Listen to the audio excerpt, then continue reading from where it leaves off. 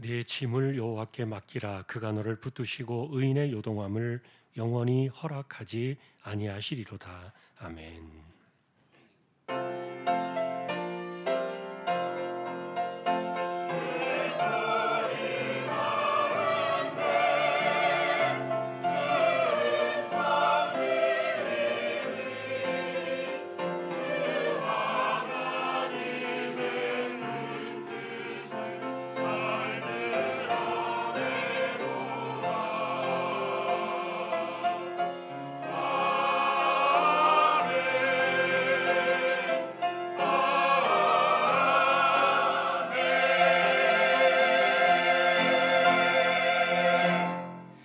하나님 아버지 감사합니다. 주님의 날을 주셔서 오늘도 저희들을 예배자로 세워주셨습니다.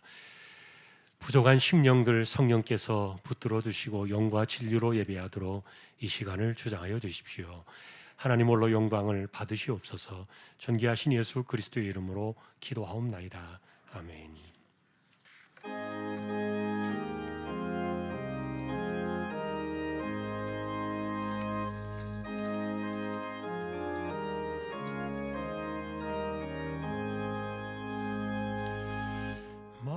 만복의 근원 하나님,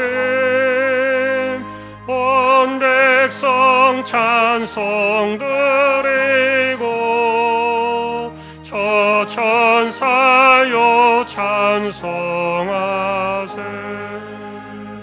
찬송 성부 성자 성령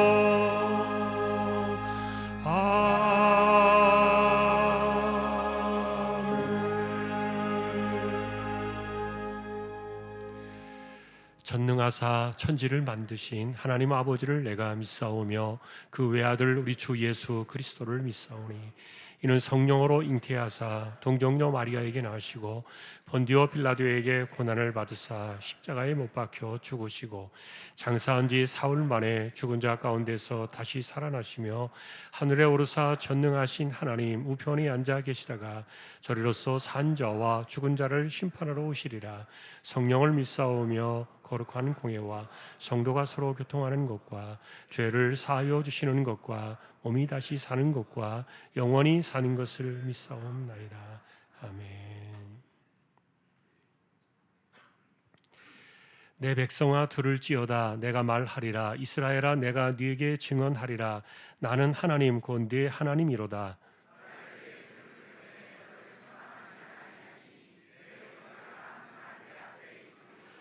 내가 네 집에서 수소나 네 우리에서 순념소를 가져가지 아니하리니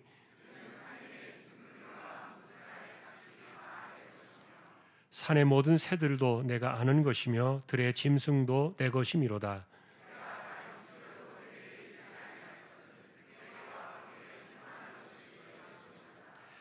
내가 수소의 고기를 먹으며 염소의 피를 마시겠느냐?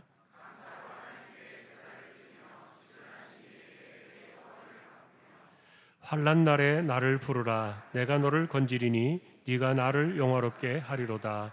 아멘.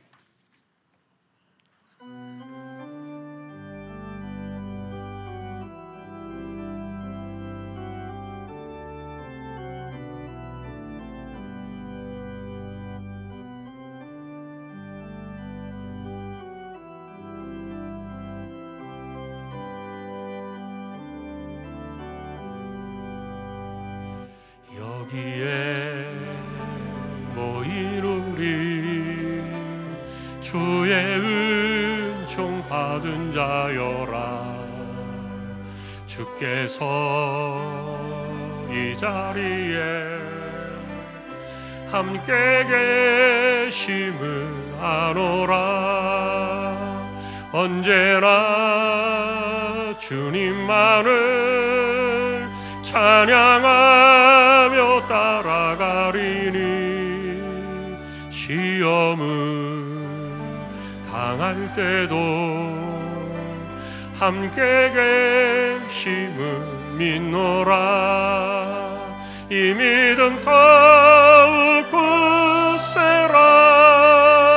주가 지켜주신다. 어두운 밤에도 주의 밝은 빛 인도하여 주신다. 주님이 뜻하시니 헤아리기 어렵더라도 언제나 주 뜻 안에 내가 있음을 아노라. 사랑과 말씀들이 나를 더욱 새롭게 하니 때로는 넘어져도 최후 승리를 믿노라. 이 믿음 더욱 굳세라. 주가 지켜주신다. 어두운 밤에도 주의 밝은 빛 인도하여 주신다. 여기에 모인 우리 사랑받는 주의 자녀라. 주께서 뜻하신 바 우리 통해 펼치신다. 고통과 슬픔 중에 더욱 주님 의지하오니 어려움 이겨내고 주님 더욱 찬양하라. 이 믿음 더욱 굳세라. 주가 지켜주신다. 어두운 밤에도 주의 밝은 빛 인도하여 주신다.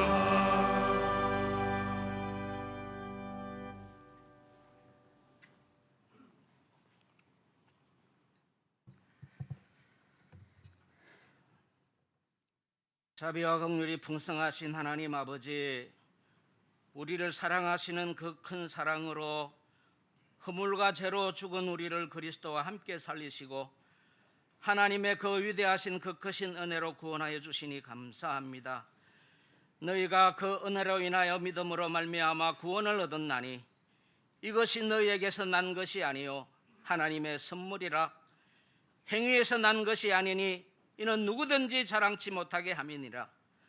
하나님의 선한 일을 위하여 우리 조항교회를 세우시고 그리스도 예수 안에서 하나님의 거룩하신 일을 행하게 하시니 감사합니다.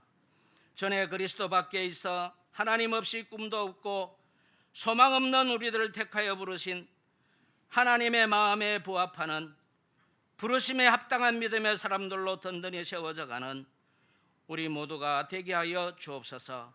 주님, 우리 조항교회 문턱을 밟고 드나드는 수많은 심령 가운데 자신을 살피고 하나님의 사랑을 받은 자답게 신실하신 하나님의 구원의 즐거움이 떠나지 않는 자들이 다 되게 해주시고 예배하고 기도하며 찬송으로 하나님 아버지께 영광을 올려드리는 주의 백성들 가운데 하나님의 한량없는 은혜를 베풀어 주시고 하늘문을 여시고 하나님의 귀한 은혜의 역사가 충만하게 하옵소서. 하나님 아버지, 남북이 분단되어 지금도 휴전 중인 이 나라, 언제 무슨 일이 일어날지 모르는 위태로운 이 나라, 경제는 어려워지는데 주변국들은 자국의 이익을 위해 언제 돌변할지 예측할 수 없는 상황이지만 이 나라는 오히려 내적인 갈등으로 정치적인 소통의 부재 속에 서로에게 상처를 내고 양분이 되어 분열되고 있습니다. 하나님께서 척박했던 이 땅을 세워주셨사오니 불쌍히 여겨주시고 지켜주시옵소서.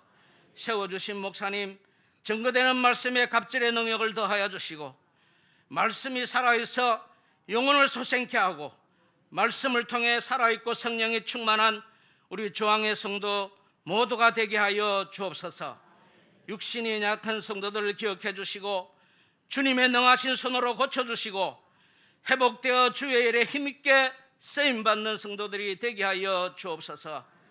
주님, 주왕의 자녀들이 신실하신 하나님만 전적으로 의지하고 신뢰하며 믿음으로 세워지고 주의 손에 붙들려 세상을 주관하시는 하나님의 일하심에 시대적인 흐름을 알고 말씀 앞에 바로서 이 땅을 고치시고 세우시는 하나님의 계획 가운데 귀하게 쓰임받는 자녀들이 되게 하여 주옵소서. 세워주신 찬양대와 오케스트라의 찬양을 통해 주님만이 홀로 영광을 받아주시고 우리에게 찬양을 통해 말씀을 받는 마음의 문이 활짝 열려지고 찬양 중에 거하시는 주님을 바라보는 큰 은혜의 찬양이 되게 하여 주옵소서. 거룩하신 예수님의 이름으로 기도하옵나이다. 아멘.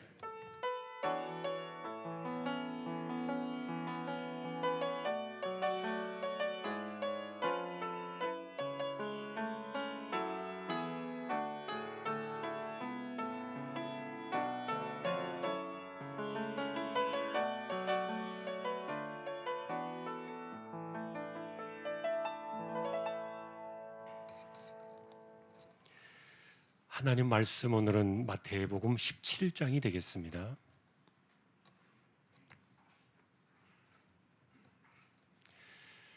마태복음 17장 1절에서 8절 교독을 하겠습니다. 엿새 후에 예수께서 베드로와 야고보와 그 형제 요한을 데리시고 따로 높은 산에 올라가셨더니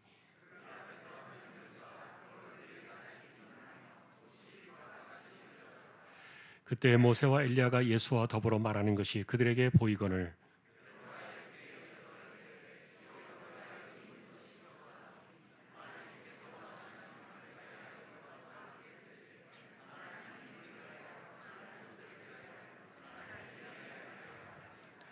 말할 때 호련히 빛난 구름이 그들을 덮으며 구름 속에서 소리가 나서 이르시되 이는 내 사랑하는 아들이요 내 기뻐하는 자니 너희는 그의 말을 들으라 하시는지라.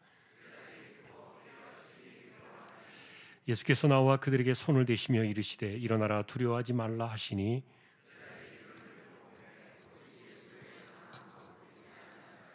아멘. 교회 소식입니다. 주보 12쪽 함께 보아주시기 바랍니다. 이번 주 성경 읽기는 시편 84편에서 135편까지 되겠습니다.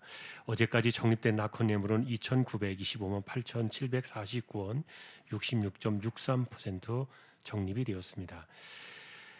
다음 주에는 7월 첫 주인데 맥추감사 주일이 되겠고요. 우리가 또 상반기를 결산하면서 감사로 나아가는 한 주가 되었으면 좋겠습니다. 그리고 또 세례식도 다음 주에 있겠습니다. 준비해 주시면 좋겠습니다. 그리고 오늘 예배 후에 새가족 환영 잔치가 새가족 부실에서 있겠습니다. 준비되신 분들 함께 해주시면 좋겠습니다. 오후에는 성경연구원 종강 예배로 드려지게 되겠습니다. 이번 주에는 교육자 수련회가 있어서 월화 수 이렇게 다녀오게 되겠는데 화요일날 수요일날 새벽 기도에는 1층에서 드려지게 되겠습니다. 여러분 양해해 주시고요. 그리고 수요일날은 이번 주에 저녁 예배만 드려지게 되겠습니다. 그리고 중요한 광고 하나 드립니다. 여러분이 이해를 잘 해주시면 좋겠는데 7월 달부터는 교회 전체를 무인화로 해서 자동화 시스템으로 운영을 하게 됩니다. 각 방에도 전부 다 번호 키로 개폐 장치가 다 되어 있는 거 여러분들이 아실 텐데 본관에 현관을 드나드는 그것도 그 퇴근 이후에는 개폐식으로 현관문이 조절이 됩니다. 그래서 그 동안에 이제 우리 서성택 집사님이 퇴근 이후에 수고해 주셨는데 7월부터는 이 시스템을 전부 무인으로 이렇게 자동화 시스템으로 우리가 운영을 바꾸게 되었고요. 그래서 퇴근 이후에 그러면 오지 말라는 것이 아니고 여러분 기존처럼 얼마든지 오실 수 있습니다. 그리고 나가실 때 마지막 나가는 문이 꼭 문을 닫으면 자동으로 이렇게 문이 잠기게 그렇게 설정을 해놓게 됩니다. 혹시 번호 키를 모르시는 분들은 교육자실이나 아니면은 사무실에 문의하시면 언제든지 오가실 때 불편함이 없게 되겠습니다. 7월 달부터 이제 내일이 7월이죠. 내일부터 이렇게 교회 운영 시스템이 바뀌는 거 여러분 이해하시고 또 함께 협력해 주시면 좋겠습니다. 그래서 나가실 때 부서나 이런 그 교육관 쓰실 때는 마지막 쓰시는 분들이 반드시 좀 확인 좀 부탁을 드립니다. 지난주 중에 두 분이 소천하셔서 장례가 있었습니다. 김가피 권사님 장례를 치렀고요. 이동성 권사님은 오늘 발인해서 지금 장지에 계십니다. 또 서로 위로의 교제가 함께할 수 있기를 소망합니다. 오늘날의 광고는 신관정밀 박인희 집사님 미산동의 사업장 소개되었습니다. 기도를 부탁드립니다. 다른 내용들은 주보를 보아주시기 바랍니다. 이제 하나님 앞에 예물을 드리는 시간입니다. 정성껏 준비하신 예물을 하나님께 드리겠습니다.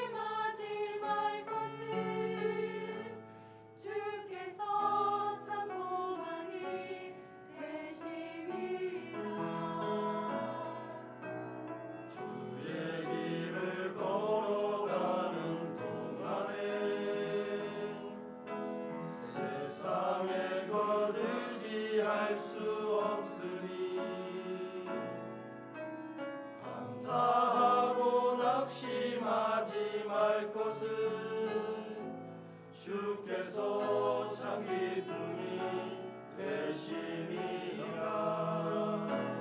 하나님의 꿈이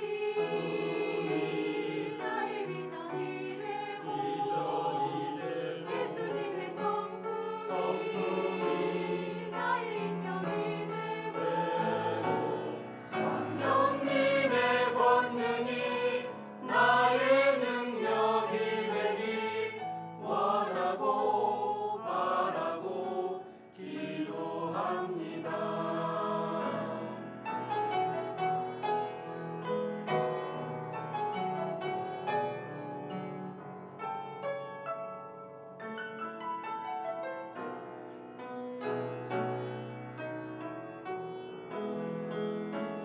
하나님의 꿈이 나의 비전이 되고 예수님의 성품이 나의 인격이 되고 성령님의 권능이 나의 능력이 되니 원하고 바라고 기도합니다.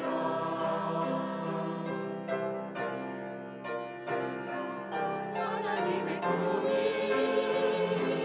나의 비전이 되고 예수님의 성품이 나의 인격이 되고 성령님의 권능이 나의 능력이 되니 원하고 바라고 기도합니다. 원하고 바라고 기도합니다.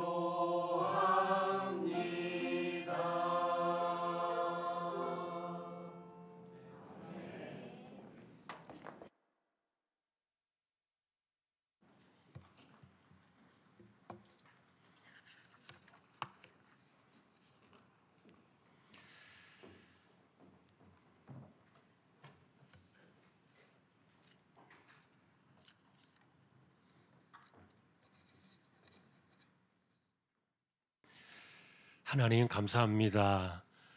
부부 8기팀 하나님께서 기억해 주시고 가정을 붙드시며 생업을 지켜두시고 건강한 가운데 믿음으로 든든히 세워져가는 귀한 가정들 되게 하여 주십시오. 믿음으로 하나님의 것을 구별하여 드렸습니다. 주일원금 10의 1조입니다. 목적을 따라 선교, 구제, 장학, 차량 보이지 않는 가운데 드려지는 낙헌 예물 있습니다. 또 여기에 감사를 드립니다. 아버지 학교가 우리 교회와 섬김의 손길을 통해 은혜등 마치게 되었습니다. 끝까지 이끌어 주시는 은혜를 감사합니다. 어머니 2주년 추도 예배와 6월 한 달도 무탈하게 지켜주신 은혜에 범사에 감사드립니다. 삶 가운데 늘 건강 주시며 지혜롭고 복된 자녀들 자라게 하옵소서. 가족 건강 지켜주시고 복된 길 인도하옵소서. 아버지 학교 수료 감사드립니다.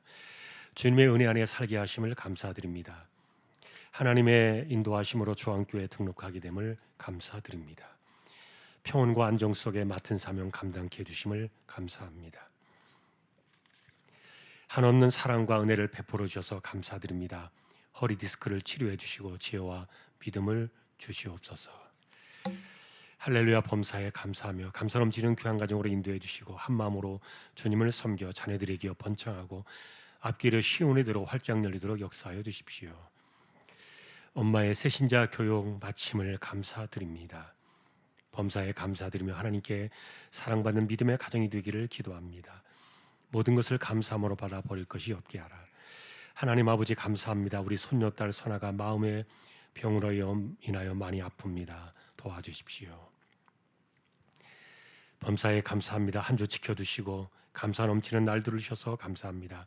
내 짐을 여호와께 맡기라. 새로운 한 주 저희 가정의 모든 짐을 주님과 함께 동행하겠습니다. 사랑합니다.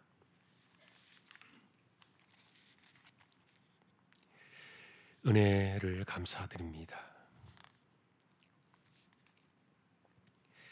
하나님 100일 동안 건강하게 잘 자라게 하심을 범사에 감사드립니다. 여기까지 도우신 하나님의 은혜를 감사하여 생일 감사드립니다. 내 짐을 여호와께 맡기고 복음 안으로 들어가 성령을 따라 행하게 하옵소서. 생일 맞음을 감사드립니다. 늘 믿음 안에서 주님의 일을 열심히 하며 살아가기를 소망합니다. 작은 것에도 감사를 올려드리게 하시고 고난조차도 주님의 뜻을 헤아리며 그럼에도 감사를 드리게 하옵소서. 아들과 딸의 삶을 주님께 맡깁니다. 오늘도 우리의 손길입니다. 중심을 보시는 하나님 감사합니다. 주왕의 가족들 꼭 믿음으로 살게 해주시고 기도의 무릎으로 하나님만 의지하고 이마에 땀 흘려 가며 주어진 삶의 현장에서 성실하게 열심히 살 때 하나님 힘 주시고 은혜 주시고 하나도 빈손과 헛된 것이 없게 하여 주옵소서. 존귀하신 예수 그리스도의 이름으로 감사하며 기도 올리옵나이다. 아멘.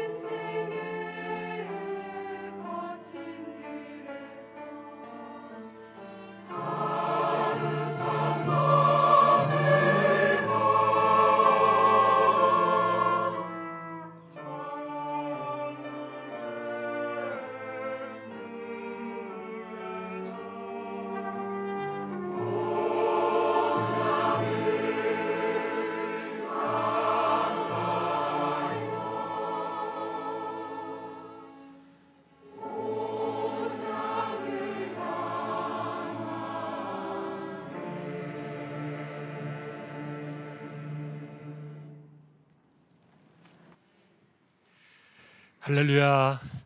하나님 감사합니다. 찬양으로 섬겼습니다. 귀한 종들을 늘 세워주시니 감사합니다. 하나님, 이제 말씀 앞에 서려고 합니다. 오늘도 부족한 종과 저희 모두에게 성령께서 말씀으로 충만하게 임재하여 주십시오. 존귀하신 예수님의 이름으로 기도합니다. 아멘. 오늘도 말씀의 은혜가 함께 하시기를 주님의 이름으로 축복합니다. 지난주에 저희는 성화는 어떻게 내 안에서 확증될 수 있는가, 그리고 성령을 따라 살아가는 사람들의 인생의 특징은 무엇인가, 그것을 살펴보았는데, 이것을 정확하게 분별해 주는 핵심은 죽은 자와 산 자의 차이에서 온다. 그것을 보았어요. 왜냐하면 기독교 신앙은 그리스도 그분의 말씀을 들을 때 믿음이 생겨나는 이 은혜의 사건으로부터 출발하기 때문인데, 그래서 거듭났다는 말, 그리고 내가 성령으로 사는 사람이 되었다는 말, 이들은 다시 말하면 아들의 음성을 듣고 살아난 사람들이다. 그리고 그들에겐 내가 영원한 생명을 나누어 줄 것이다. 이렇게 말씀하신 그들인데, 우린 이것이 은혜요 선물이고, 그리고 이것이 구원과 신앙의 출발이라는 것을 우리는 배우고 있습니다. 그래서 요한복음에서 말해주는 죽은 자들이 아들의 음성을 듣는 자가 온다, 그렇게 죽은 자들이 음성을 듣고 살아나는 것에 대해서 이야기한 것과 사도 바울이 전해주었던 허물과 죄로 죽은 너희를 살리셨다, 이 말씀은 같다고 했습니다. 사실 그리스도를 알기 전에 우리는 그분의 음성이 생명처럼 들리지 않았을 거예요. 어떤 말씀을 들을지라도, 어떤 성경을 볼지라도 내 심령을 움직이는 이 생명의 역사가 일어나지 못하던 때 그 사람의 모습은 내가 죽은 자였기 때문에 그랬어요. 그러나 지금은 아니다 그랬습니다. 말씀이 들려집니다. 그리고 말씀이 살아 움직이는 생명력을 느끼는 산자가 되었습니다. 이것을 거듭난 자요 산자의 생명이라고 말씀하는데, 그러니 말씀이 들려지고 말씀에 반응하는 사람으로 살아가게 된 것, 이게 결국 성령을 따라 사는 것과 같은 말이다. 왜냐하면 여러분, 하나님 말씀은 날선 칼과 같아서 심령과 골수를 찔러 쪼개며 다가오는데, 자, 그런데 문제는 산자들은 이 말씀을 칼처럼 쓰시는 이 성령의 역사하심에 내가 반응하게 되어 있다는 거예요. 저는 이것이 산자의 고통이라고 말씀을 드렸던 겁니다. 여러분, 지난주에 산자의 고통이라는 그 의미 기억나실지 모르겠어요. 성령께서 말씀의 칼을 가지고 심령과 골수록 아프도록 찔러 쪼개며 다가오는 이유가 있는데, 그러다 보니까 이 산자의 고통이 느껴지는 거예요. 그런데 그렇게 우리가 느껴질수록 우리 마음속에 그렇게 성령께서 하시는 이유는 딱 한 가지입니다. 그런 너 때문에 하나님의 아들이 오셔서 십자가에 죽으셔야 했다. 이거를 깊이 알게 하시는 방법이죠. 다시 말하면 여러분, 말씀은 내가 어떤 인생인가를 계속 보여주시는 거예요. 넌 그런 인생이야. 네가 어떻게 살아왔는지를 좀 봐. 적나라하게 드러내시는 것이 이 말씀의 역사거든요. 그래서 내가 그것 때문에 하나님의 아들이 이 땅에 오셔서 죽으셔야 됐구나. 자신을 볼 때마다 가슴을 미어지게 만드는. 예를 들면 여러분, 죽은 자로 살 때는요, 양심이 움직이지 않는 겁니다. 그냥 말을 듣고 찔림을 받을 수는 있습니다. 가책을 받을 수는 있습니다. 그러나 잠시뿐 그냥 사라져갑니다. 하지만 복음을 듣고 산자가 되었을 때는요, 이 복음은 나를 보여주실 때마다 내가 십자가 앞에 찢어진 가슴으로 날마다 애통할 수밖에 없는 그런 마음으로 우리를 만들어 버리는 거예요. 그러니 산자의 고통은 세월이 흐르고 시간이 지나면은 신앙의 연륜이 깊어지면 사라지는 것이 아니라 도리어 더 깊어져요. 굉장히 역설적입니다. 실제로 우리 자신의 모습을 보면은요, 내가 오늘날 은혜를 깊이 받았어요. 그리고 성령이 충만해서 정말 영적인 찬양이 가득해요. 그래도 우리 자신의 모습을 잘 보면은요, 2박 3일을 지켜내기 어려워요. 어느덧 내 안에 나로 돌아가 버립니다. 육신의 허물 가운데 또다시 빠져버리고, 그리고 반성경적인 태도나 말씀을 지키지 못하면서도 정결한 척, 경건한 척, 옳은 자처럼 행세하는 이 내 안의 죄는 죽을 때까지 사라지지 않는 것, 우리의 현실이고요. 정직하게 보면 그게 맞을 거예요. 그래서 성령은 우리에게 이것을 계속 깨닫게 하십니다. 그 이유는 단 하나입니다. 그것 때문에 하나님의 아들이 죽으셔야 했다. 이것을 깨닫게 하는 것이 복음인 거예요.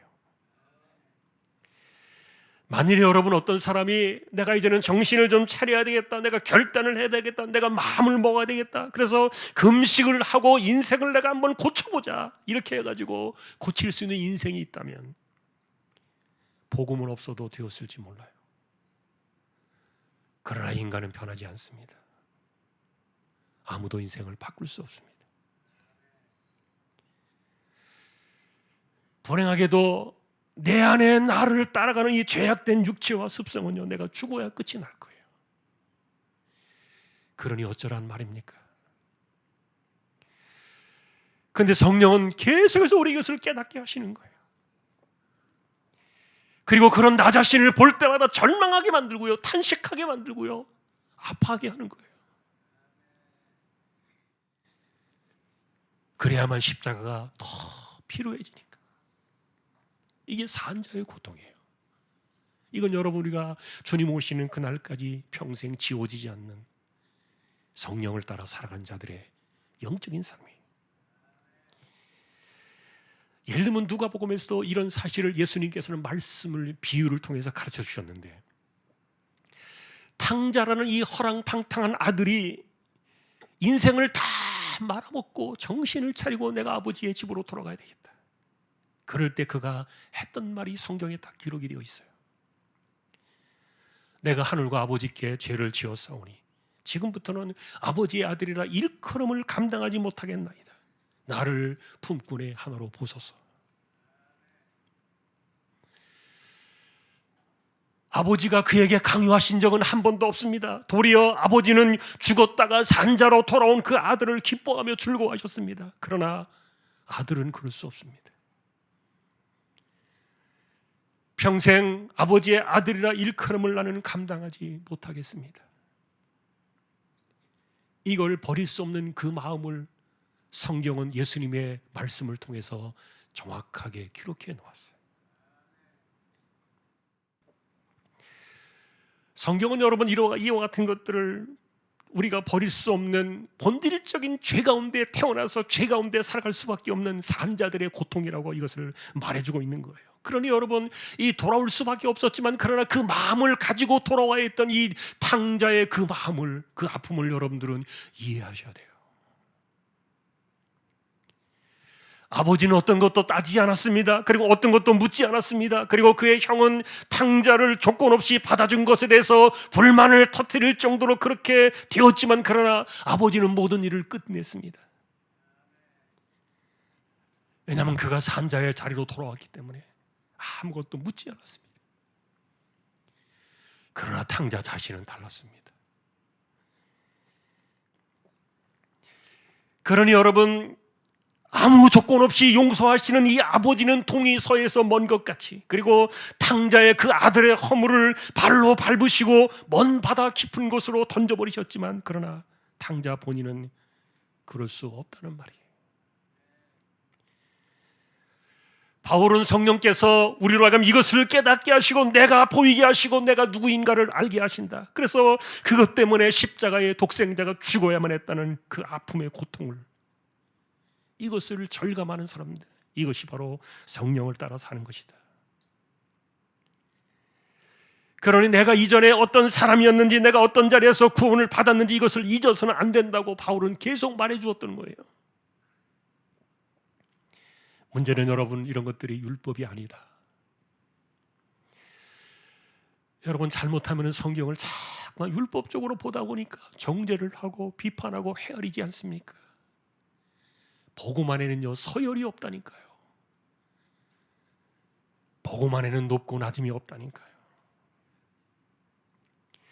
도리어 여러분, 이 복음은 진리 안에서 우리를 자유함으로 이끌어가고, 그리고 우리가 로마서 14장에 보신 것처럼 아디아포라의 그 무한한 진리의 세계로, 이 자유의 세계로 우리를 이끌어가는데, 근데 문제는 무엇인가 하면 이 자유의 세계로 우리를 이끌어갈지라도 우리 안에 남아있는 이 육체를 따라 살던 이전의 모습, 내 안에 나는, 이게 사라지는 게 아닌 거예요. 그래서 바울 같은 위대한 사람도 내가 이 구원의 자유와 그 다음에 무한한 진리의 자유를 누림에도 불구하고 여전히 나는 내 허물에서 벗어나지 못하는, 내 안에 나에게 끌려다니는 이 모습이 끊임없이 반복되는 그 모습 때문에 그는 그렇게 힘들어했던 거예요.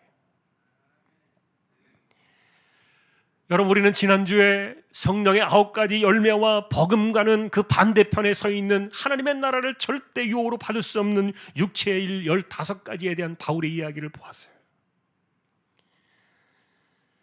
야고보서는 이와 같은 우리의 허물을 지적하면서 이런 것들이 욕심에서 나온다, 그렇게 지적을 해주고 있는데, 그런데 여러분, 욕심 없는 사람이 어디 있습니까?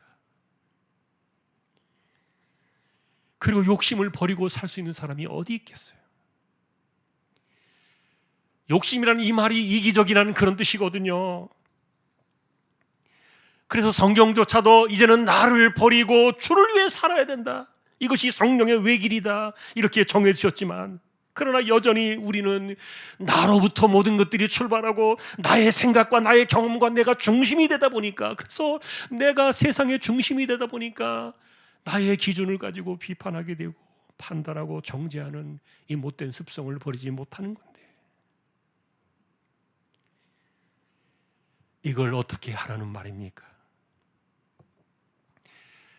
그렇게 살면은, 육체로 살면 반드시 망합니다, 구원받지 못합니다, 이렇게 성경에서도 말하고 있는데 이걸 내가 못하고 있는 이 모습을 바라보면서 어찌하라는 말입니까? 그런데 내가 죽은 자로 살 때는 이 모습이 들려지지 않았다는 거예요. 근데 이제 내가 산 자가 되어서 말씀이 들려오기 시작되어지니까 이게 나를 힘들게 하는 겁니다. 그러니 나의 모습이 이러하기 때문에 내가 살기 위해서 십자가를 더 붙잡지 않을 수가 없고, 오직 예수 그리스도 그분만을 죽어라고 내가 매달리게 되는 거예요. 내가 살기 위해서 말입니다. 바울은 이것을 느끼는 자와 느끼지 못하는 자의 차이가 곧 성령으로 사는 사람인가 아닌가의 그 차이라고 말해 주었던 거예요. 그러니 내가 정말 말씀 앞에서 내가 부딪힐 때마다 산자의 고통 때문에 십자가 앞에서 아파하는 가슴을 가지고 있다면 성령께서요 기뻐하신다니까요. 도리어 나의 산자의 이 고통이 무디어져서 말씀을 들을지라도 내가 맹숭맹숭하고 그냥 무감각하게 지나가고 있다면, 그래서 자만하거나 교만해지기 시작하면요 성령께서 내 안에서 무한한 탄식을 하시는 거예요.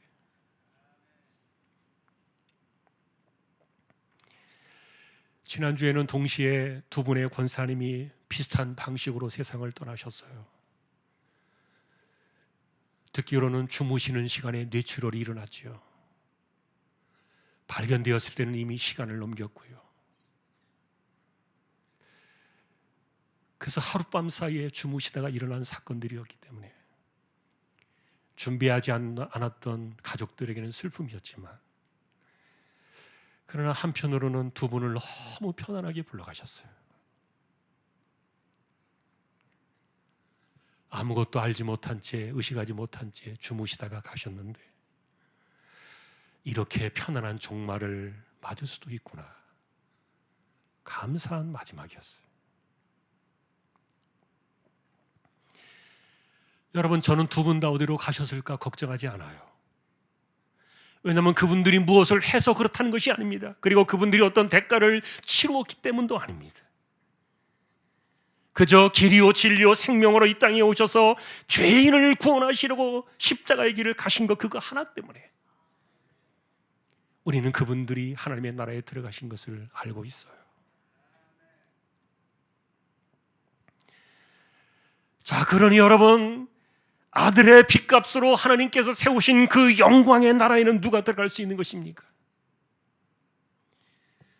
평생을 선교에 목숨 바쳐 살아갔던 바울처럼 헌신한다면 여러분 그 나라에 갈 수 있겠습니까? 예배당의 빈자리를 채우려고 밤낮으로 전도의 인생을 바치면 되겠습니까? 집을 팔아가지고 교회를 짓고 내 인생의 시간을 헌신하며 충성을 한다면 되겠습니까? 목사요, 장로요, 권사요, 집사요, 신자로 등록이 되었기 때문에 그것으로 되겠습니까? 주님의 이름으로 선지자 노릇을 하고 주님의 이름으로 권능을 행하고 주님의 이름으로 귀신을 쫓아내면 되겠습니까?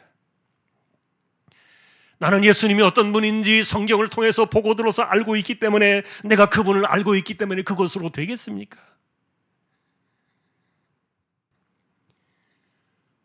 복음은 우리에게 한 가지 길만을 제시하십니다.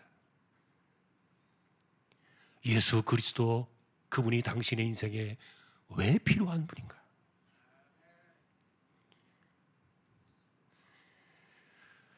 다시 말하면 정말 하나님의 아들이 이 땅에 오셔서 죄인을 구원하시려고 십자가의 길을 가셔야만 했다는 사실을 당신의 개인의 문제로 정말 진실하게 그것을 사모하는가? 그러니 내가 그분 곁에서 떨어지면 죽는 줄 알고 평생에 그분을 찾고 의지하며 그분에게 매달릴 수밖에 없느냐?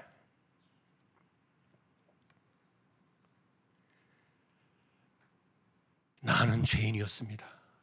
그리고 나는 죄인입니다. 이거를 죽을 때까지도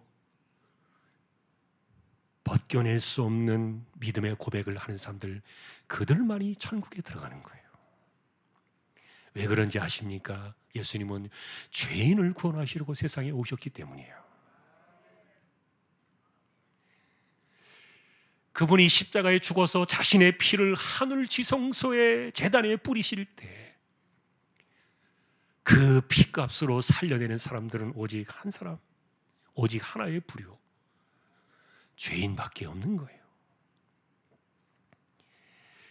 그러니 내가 심지어 죽었다가 깨어나서 다시 돌아온다 할지라도, 아니면은 하늘을 다녀오는 신비한 천국과 지옥을 보고 오는 영적 경험을 한다 할지라도, 아니면 내가 말씀을 수천 번 읽고 기도를 매일같이 몇 시간씩 들으며 금식을 다짐하고 선행과 헌신을 결심한다고 할지라도, 그 어느 것 하나, 이것은 다 내게 배설물입니다.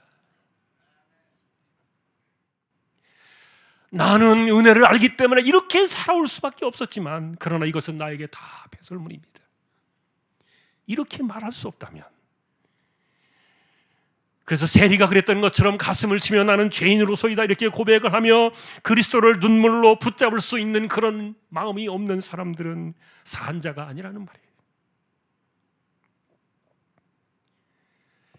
내가 나로 인해서 고통할 때 성령께서 기뻐하시고, 내가 나로 인해서 나는 이 정도면 이제 되었어라고 생각할 때 성령께서 고통하시기 시작하는 거예요.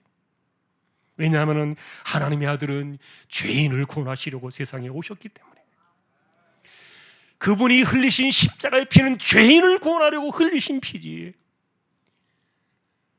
무언가를 했다고 생각하는 사람들을 위해서 흘리신 피가 아니기 때문에, 이것이 여러분 복음의 길이었던 거예요.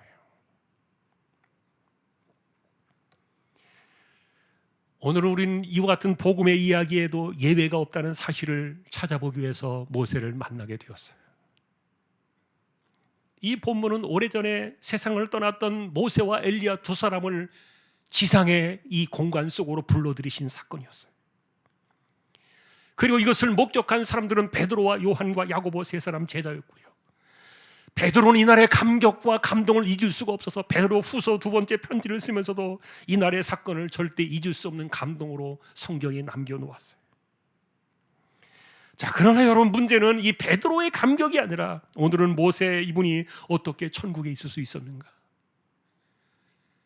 그리고 그가 어떻게 영광의 모습으로 이 자리에 와야 했는가, 그것을 한번 따져보려고 그래요.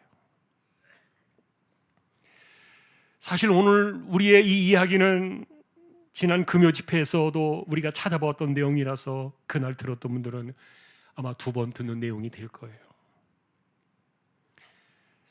자, 모세의 시간은 그가 죽음을 앞두었던 120살의 그 해, 광야 40년이 끝나던 그 해 11월에 그가 적어놓은 성경에서 이렇게 나옵니다. 그때 그는 이렇게 자신을 돌아봅니다. 여호와께서 너희 때문에 내게 진노하사 내 말을 듣지 아니하시고 내게 이르시기를 그만해도 족하니 이 일로 다시는 내게 말하지 말라. 여러분, 하나님께서는 모세를 친구처럼 대해주신 분이었다고 출애굽기는 기록하고 있습니다. 하지만 이날의 사건은 이런 모든 관계가 다 깨져버린 날이었어요. 더 이상 모세를 듣지 않으시며 그리고 이 일로 다시는 말하지 말라 모세의 입까지 막으셨던 사건이었는데, 여러분, 도대체 이 일은 무엇입니까? 여러분, 그것은 광야 40년을 채우던 그 해 1월 달에 127세였던 모세의 누이 미리암이 죽고 얼마 안 있다가 가데스라는 광야에서 일어난 물 때문에 일어난 원망 사건이었습니다. 중요한 것은 이때가 광야 40년을 다 채워가던 때라는 겁니다. 그런데 그때 우리에게 다시 이 신명기를 통해서, 민수기를 통해서 보여줬던 그 모습들은요, 사람이 하나도 안 변했다는 거예요. 원망과 불평과 그것 때문에 40년을 채우며 살아가는 이 고통의 세월을 살아갔지만, 그러나 원망과 불평과 부정적으로 하나님을 불신하던 이들이 광야에서 하나씩 둘씩 죽어가면서도 사람은 하나도 변하지 않았다는 겁니다.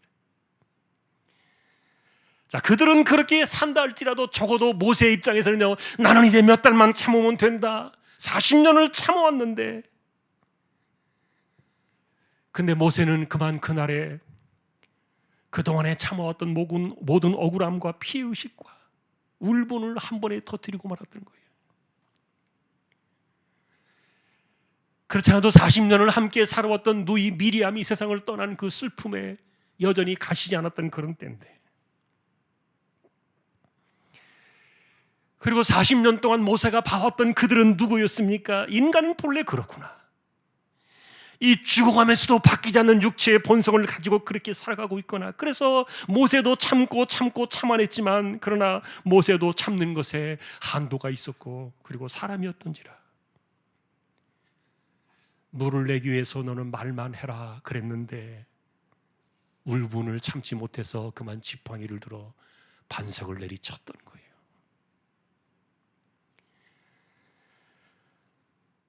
사람들은 본래 내가 40년 살아온 저 사람들은 본래 저래. 그러니 내가 상처를 받지 말아야지. 그런 인간들 뻔히 아는데 내가 계속 상처를 받아야 되나? 내가 저들 때문에 계속 시험에 빠져야 되나? 이렇게 모세조차도 생각하면서 살아왔던 사람들이지만 그러나 인간은 늘 그 모습, 그 자리로 거기에 늘 서 있었던 거예요. 자, 여러분, 문제는 이 딱 한 번 울분을 터뜨렸던 이 사건 하나 때문에 하나님께서는 딱 이 문제를 잡으시고는 너무도 완강하게 모세를 손절해 버리신 거예요. 네가 나를 순종하지 않았구나. 네 감정을 앞세워서 울분을 터뜨리다니. 이게 네가 할 일이냐? 너는 절대 가나안에 못 들어가. 잔인한 선포를 내렸던 거예요. 여러분, 사실 모세는요 80살에 자신의 인생을 곱게 마감하려고 했어요. 그래서 그가 부른 시편 90편의 모세의 노래에 보면은 사람의 수명은 70이고 강건해야 80이니까 내 인생 80이 다 돼가니까 이제 나도 내 인생을 정리해야 되겠다 이렇게 생각했던 그 모세를 어느 날 하나님께서 광야에서 부르신 겁니다. 그런데 그때 부르심 받을 때 모세는요 나는 못 가요. 나는 못해요. 내 나이가 80인데 내가 뭘 할 수 있겠어요? 나 절대 못해요. 여러분이 출애굽기의 앞부분을 보면요 정말 민망할 정도로 모세가 거절을 하는데,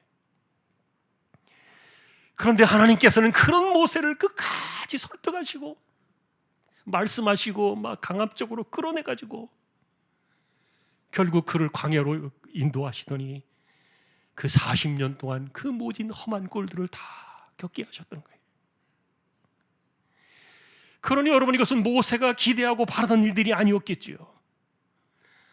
본래부터 이렇게 잡탕으로 섞여 있는 그 인생들, 하지 말아야 될 인간의 죄성들을 모두 다 겪게 하시더니 결국 광야를 40년 돌게 하지 않았습니까? 그래도 모세가 참을 수 있었던 이유는 딱 하나였을 거예요. 가나안 땅.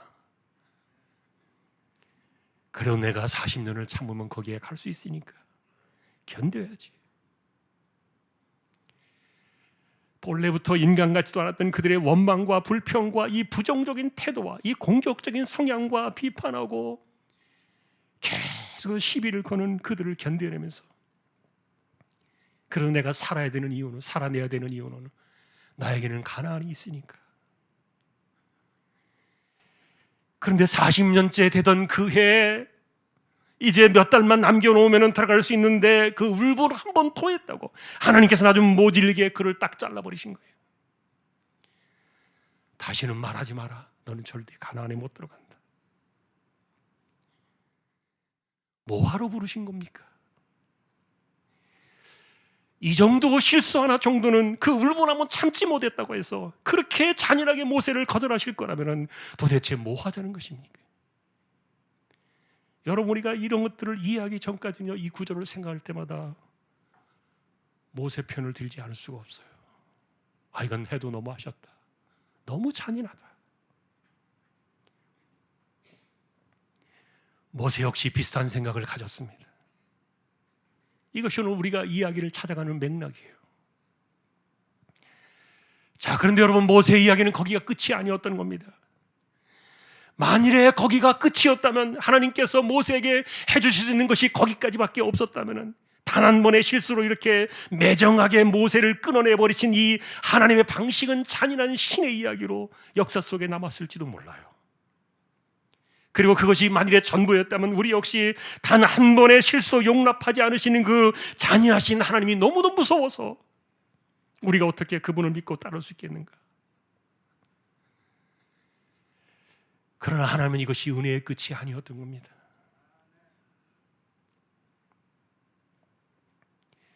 실제로 모세는 그것을 바라보지 못했지만 우리가 알고 있는 것처럼 1500년 이후에 하나님의 아들을 이 땅에 내셔서 핏값으로 세우시게 될 영광의 그 나라를 예비하고 계셨기 때문에,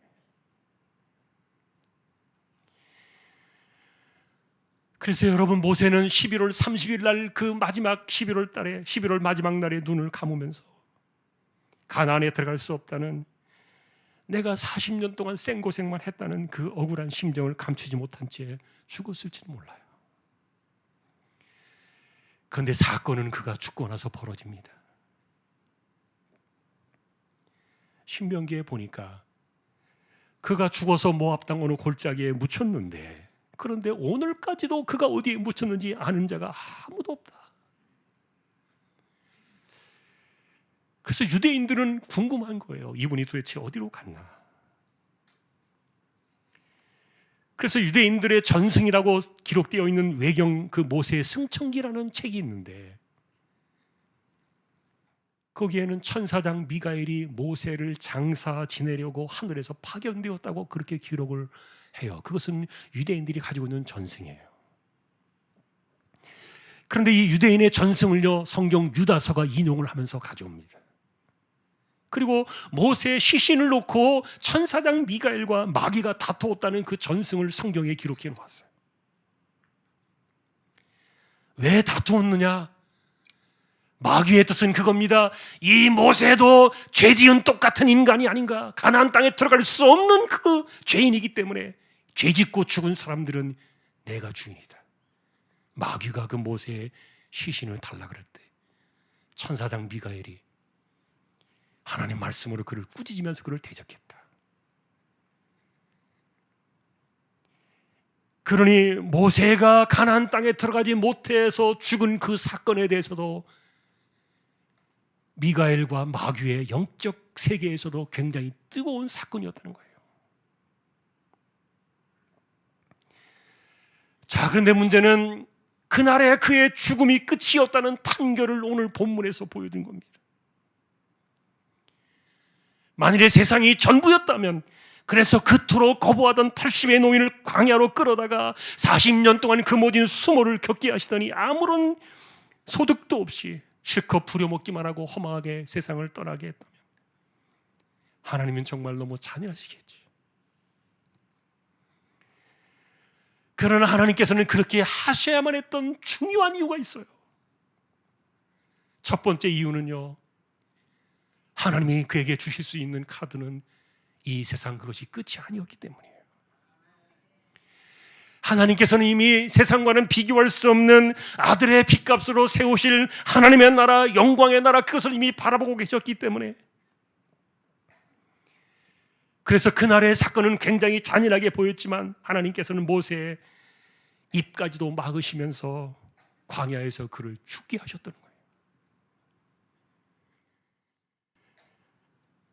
하나님께서는 이미 다 계산이 있으셨던 겁니다. 이미 모세에게는 이 세상이 아니라 영원한 영광의 나라를 예배하고 계셨기 때문에 거기에서 그를 끝내시고 그를 정죄하시면서 그를 죄인으로 만드셨던 거예요. 이게 여러분 성경의 놀라운 변수 사건입니다. 다시 말하면 하나님의 나라는 죄가 없다고 생각하는 사람은 절대로 들어갈 수 없는 나라입니다. 그러니 복음이라는 것은 죄인을 구원하시려고 이 땅에 오신 그리스도를 믿는 것이 바로 복음인데, 그러니 죄인이라는 사실을 깨닫는 사람들만이 십자가 은혜의 길로 천국에 입성을 하는 것인데, 여기에는 모세도 예외일 수가 없었다는 거예요. 그러니 실제로 모세는 그날에 들어가지 못한 것이 억울한 것이 아니라 사실은 그날에 하나님께서 판결을 내리신 겁니다. 모세는 억울하다 생각을 했습니다. 그래서 너희 때문에 내가 들어갈 수 없다. 내 인생의 내 허망함과 내 억울함은 다 너희 때문이다. 그렇게 피해의식을 가지고서 그가 성경의 그 내용까지 이렇게 정말 피눈물 나는 기록을 남겨놓았는데, 근데 여러분 문제는 가나안 땅에 들어가지 못한 사람이 모세 한 사람밖에 없었나요? 아니에요. 이전에 원망하고 불평하고 비판적이고 트집잡기를 좋아하고 시비와 다툼을 일삼던 이들을 하나님께서는 광야를 벗어나지 못하게 하셨어요. 다 죽었어요. 그들은 하나씩 둘씩 다 그렇게 죽었는데 죽은 이유가 뭡니까? 정죄를 받은 거예요. 그러니 그렇게 사라져가던 그들을 바라보면서 모세는요 속으로 당연하다 그렇게 여겼을 겁니다. 그렇게 말도 안 듣고 생긴 대로 살더니 결국 죽는구나. 그렇게 완고하게 고집 부리며 살더니 당신의 인생은 광야가 거기 한계야. 이런 사람들이 어떻게 광야를 벗어날 수 있는가? 그렇게 생각했던 그 삶의 모습이 모세 자신에게도 찾아온 거예요. 모세도 광야를 벗어나지 못한 겁니다. 너도 그 인간이야. 이건 하나님의 놀라운 선언이에요. 그들은 당연하고 나는 아니라고 생각했던 그 모세의 마음에 대해서 하나님께서는 똑같은 판결을 내리시면서 너도 가나안에 들어갈 수 없어. 너도 광야에서 죽어간 그들과 하나도 다를 바가 없네. 너라고 다른 인생이 아니다. 내가 40년 동안 살아온 그 헌신과 세월이 있는데 이 정도 헌신했으면 당연히 들어가야 되는 거 아닌가라고 생각되어지는 어느 한 점이라도 하나님께서는 이 날의 사건으로 다 지워버리셨어요. 왜요? 그 생각 가지고는 영원한 나라에 들어갈 수가 없기 때문에. 그러니 모세 역시 똑같은 죄인이라는 사실을 판결해 놓으시고 난 이후에 영광의 나라에 그를 데려가신 겁니다.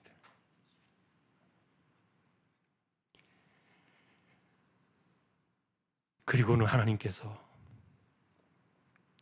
자기 죄로 광야에서 죽어 마땅한 자로 모세 역시 판결을 받아가지고 세상을 떠났던 그 모세가 복음서 시대에 어느 날 예수님과 함께 엘리야와 함께 이 땅의 지상의 공간의 한 부분으로 그들이 왔던 거예요.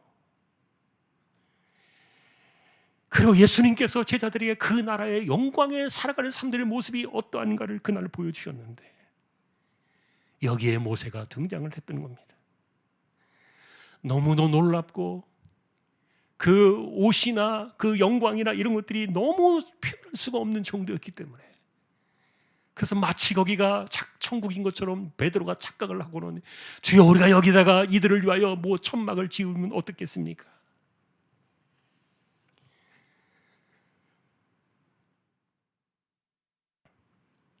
그러나 여러분 하나님의 나라의 그 영광은 사람의 손으로 만든 천막으로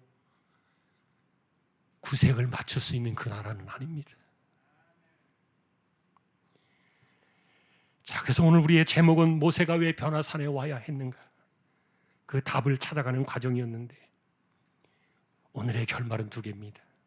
첫째는 아무리 천하에서 뛰어난 인물로 하나님의 율법을 전달한 사람으로 하나님과 대면했던 이 세상의 위대한 인물로 남는 모세라 할지라도 죄인이 아니고는 천국에 들어갈 수 없다는 사실이에요. 왜요? 하나님의 아들은 죄인을 구원하시려고 이 땅에 오셨기 때문에, 그리고 그것은 은혜이기 때문에. 그러니 모세가 그동안 살았던 모든 것들을 한 칼에 다 날려버리신 거예요. 은혜만이 모세조차도 천국에 들어갈 수 있는 조건이 되었던 겁니다. 두 번째는 여러분, 이 죄인을 구원하기 위해서 예배해 놓으셨던 그 하나님의 나라는 이 세상이 끝이 아니라 또 다른 하나님의 예비하신 이 하나님의 위대한 선물에 가득가 있었기 때문에, 그래서 그 영광의 나라는 아까도 말했던 것처럼 제자들이 초막을 지어가지고 이렇게 구색을 맞출 수 있는 그런 나라가 아니었던 거예요. 이 나라는 아들의 핏값으로 세워지는 거룩한 나라였고 하나님의 영광이 영원토록 함께하는 그곳이었기 때문에,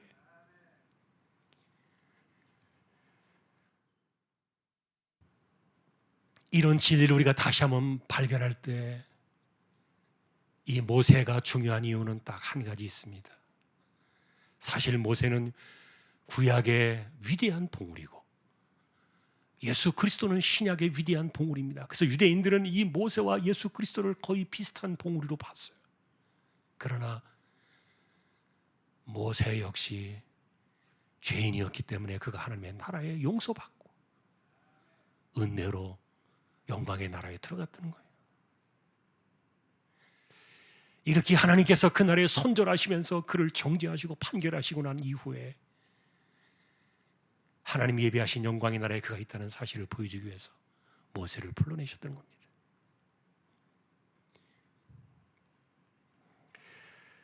여러분, 이런 것들은 우리가 성경을 통해서 우리가 우리 자신을 발견하게 되고, 그리고 말씀을 통해서 우리에게 계속해서 아프게 반응해 올 때마다 산자의 고통으로 우리가 살아갈 수밖에 없는 그들에게는요, 한 가지를 찾게 되어 있는 거예요.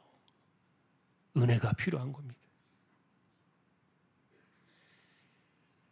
이런 삶의 모습을 이겨내고 극복하고 하나님을 기쁘시게 하고 헌신하고 충성하기 위해서 우리가 할 수 있는 일들은 뭐냐? 은혜를 찾고 성령의 능력을 구하고, 그것밖에 없는 거예요.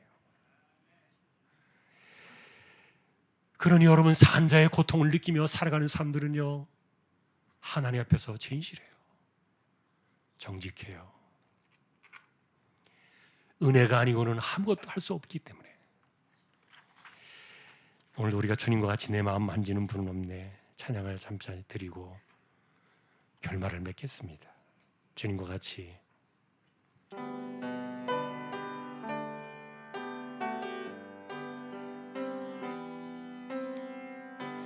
주님과 같이 내 마음 만지는 분은 없네. 오랜 세월 찾아 난 알았네. 내겐 주밖에 없네. 주 자비 강같이 흐르고 주 손길 치료하네.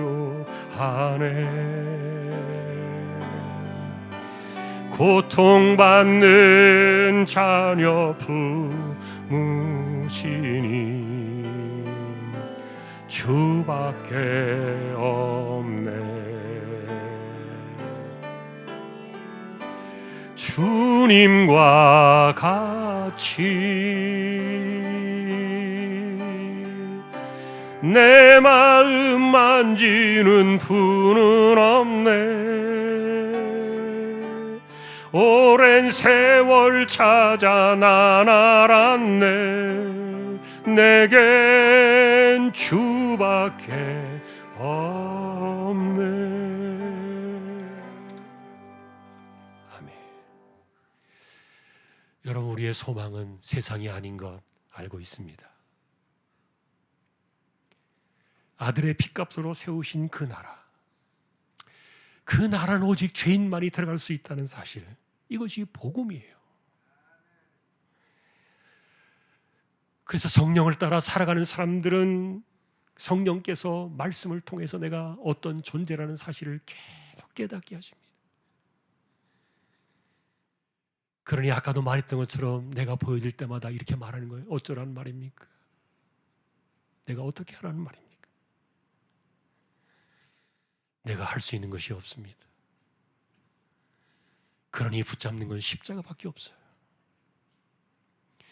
그리고 붙잡는 것은 은혜밖에 없는 거예요. 이게 아니고는 내가 살 수 있는 길이 없기 때문에.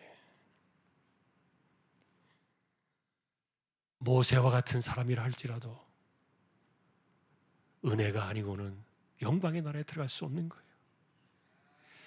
자, 그러니 여러분, 마지막에 모세를 이렇게 완벽한 다른 삶과 다르지 않은 똑같은 자리에 그를 떨어뜨려 놓고 그에게 은혜의 선물을 주신 거, 이 복음의 과정들을 변화산에 나타난 그 모세의 영광을 통해서 우리에게 일깨워 주셨다는 거예요. 구원은 은혜요 선물입니다. 우리는 산자로 살아가는 사람들입니다. 죽은 자가 아닙니다. 성령께서 우리에게 말씀하시고 우리에게 다가오실 때마다 말씀에 민감하게 반응하는 우리 모두가 다 될 수 있기를 존귀하신 주님의 이름으로 간절히 축원합니다. 찬송 254장입니다.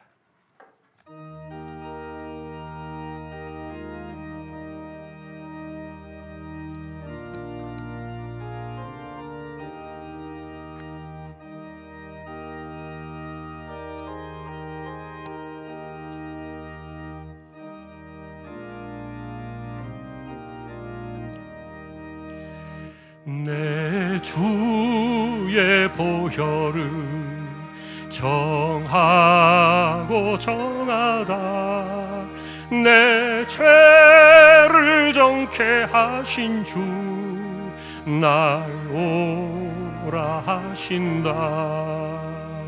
내가 주께로 지금 가오니 십자가의 보혈로 날 씻어주소서. 약하고 주에도 주께로 나가면 힘주시고 내 추함을 곧 씻어주시. 내가 주께로 지금 가오니 십자가의 보혈로 날 씻어주소서. 날 오라 하심은 온전한 믿음과 또 사랑함과 평안함 다 주려 함이라. 내가 주께로 지금 가오니 십자가의 보혈로 날 씻어주소서. 큰 죄인 복받아 살 길을 얻었네. 한없이 넓고 큰 은혜 베풀어 주소서. 내가 주께로 지금 가오니 십자가의 보혈로 날 씻어주소서. 그 피가 맘속에 큰 증거 됩니다. 내 기도 소리 들으사 다 허락하소서. 내가 주께로 지금 가오니 십자가의 보혈로 날 씻어 주소서.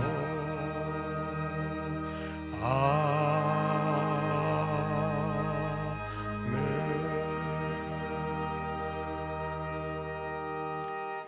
우리 함께 일어나셔서 파송의 기도하겠습니다.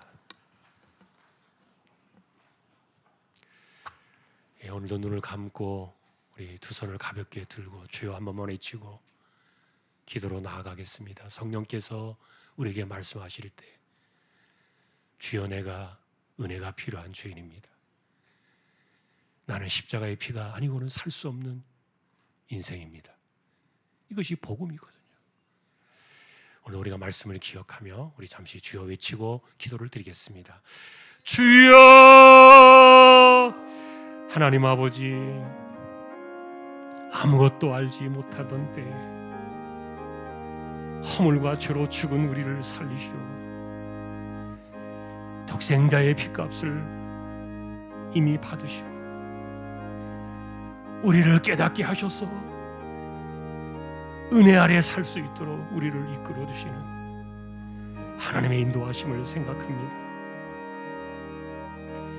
우리가 살아가는 것은 은혜요, 우리가 살아가는 것은 십자가의 보혈밖에 없음을 기억하며 하나님의 아들이 이 땅에 오셔서 그 길을 가신 것은 죄인을 구원하시려고 오신 사실임을 우리가 기억하며 끊임없이 하나님 앞에서 우리가 말씀으로 고침을 받고 말씀으로 도전을 받고 갈수록 우리가 신앙이 깊어질수록 은혜가 아니고는 살 수 없는 인생임을 고백할 수 있는, 신앙의 세월이 깊어질수록 십자가의 보혈이 아니고는 살 수 없는 인생임을 고백할 수밖에 없는 우리 모든 믿음의 식구들이 되게 하여 주옵소서. 복음의 역사와 복음의 깨달음과 하나님 나라의 영광을 우리가 바라보며 소망 가운데 이 세상을 살게 해주시고 믿음으로 이 땅을 이겨나갈 때 영광의 그날에 이르기까지 은혜 아래 살아가는 우리 모든 심령들 다 되게 하여 주십시오. 감사합니다 하나님. 아멘. 이재용 집사님, 최태경 청년, 신비한 집사님, 조인성 청년, 김한수 청년, 백형래 집사님, 조말순 집사님, 지병을 안고 있는 이들을 의탁합니다. 병원 치료받는 이들이 있습니다. 암을 치료하고 있습니다. 지치고 힘겨운 시간을 보내고 있는 이들에게 용기를 주시고 격려와 위로와 은혜를 주시고 하나님 그들에게도 인생의 시간을 허락해 주셔서 조금 더 하나님 앞에 남은 삶을 드리며 살아갈 수 있도록 고쳐주시고 긍휼히 여겨주시고 그들을 기억하여 주시기를 소망합니다.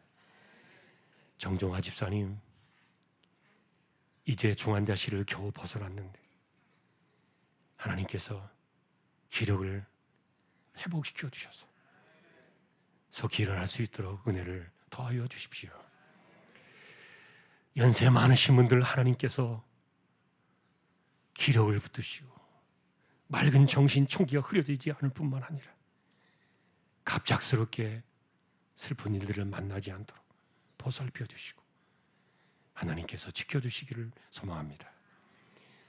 선교지와 세우신 교회와 주님의 종들을 기억해 주시고 젖먹이 어린아기로부터 백발의 노년에 이르도록 우리 주왕의 식구들을 지켜주셔서 복음 안에 든든히 세워져 가고 주를 위하여 자신의 삶을 드리며 주를 위하여 인생의 평생에 헌신하는 이 길을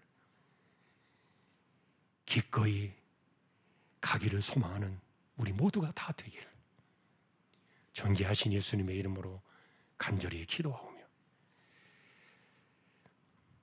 십자가의 피값으로 영원한 생명을 은혜와 선물로 우리에게 주신 우리 주님 예수 그리스도의 은혜와 하나님 아버지의 사랑과 성령님의 감화 감동 위로 인도 교통 충만하심이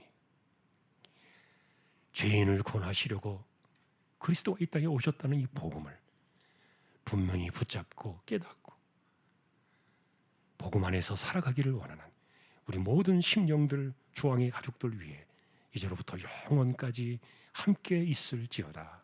아멘.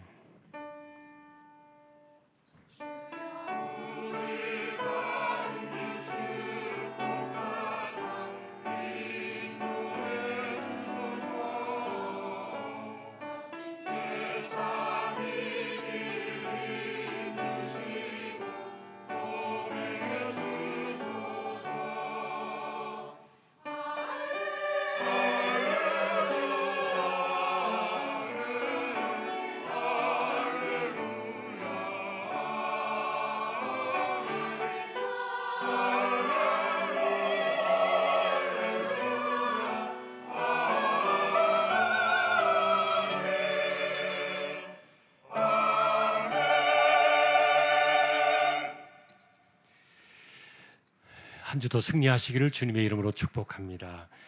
오늘 그 새가족 수료자가 계십니다. 함께 축하해 주시고요. 예, 그리고 서성택 집사님 조금 이따 잠깐 앞에 나와 주시면 좋겠습니다.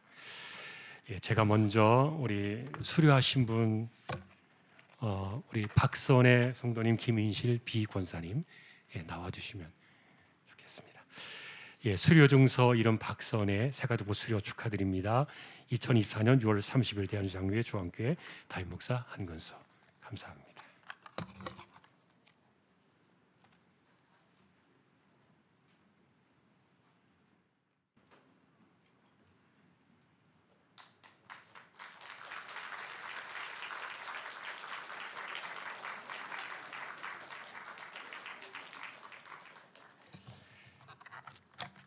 수료증서 이름 김인실 이하 내용 같습니다.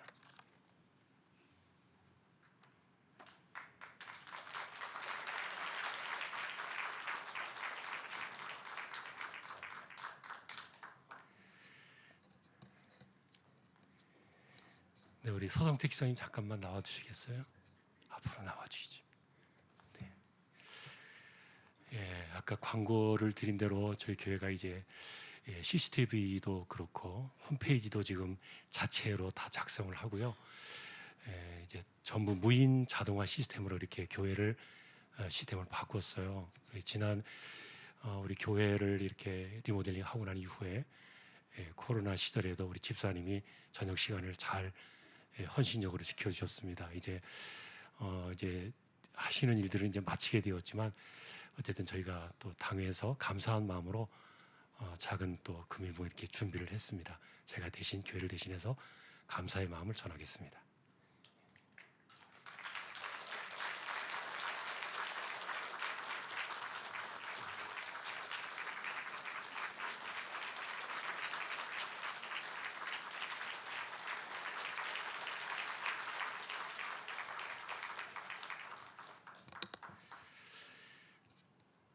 예, 저녁에 오셔가지고 문장했다고 또 이렇게 화내고 돌아가지 마시고 네, 필요하신 분들은 확인해 주시면 교육자들이나 또 사무실에 이렇게 하면은 언제든지 편하게 왔다 갔다 할 수 있습니다. 다만 이제 가실 때에는 꼭 한 번씩 이렇게 확인 한 번 더 부탁을 드리고요.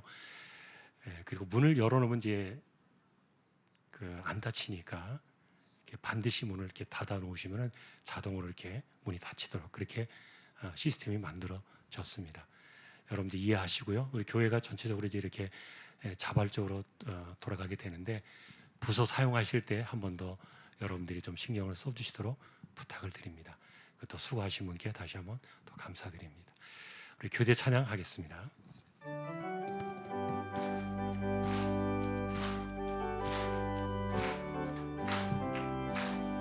예수 안에서 우리 화목됐네. 예수 안에서 우리 화목됐네.